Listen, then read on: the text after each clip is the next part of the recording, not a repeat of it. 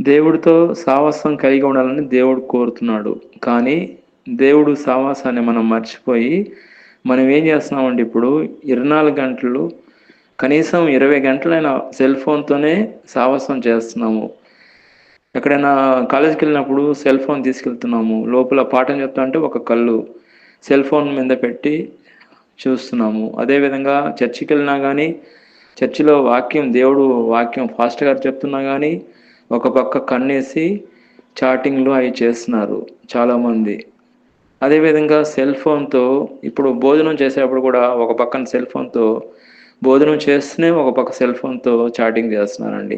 Washroom పోయినా గానీ, washroom కూర్చోవడం సరిగ్గా లేదు గానీ, సెల్ ఫోన్‌తో మాత్రం గడపడం మాత్రం చాలా ఎక్కువ గడుపుతున్నారండి.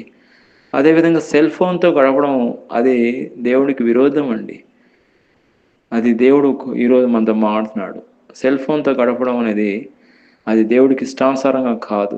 దేవుడితో గడపడమే దేవుడికి ఇష్టానుసారంగా జీవించడం.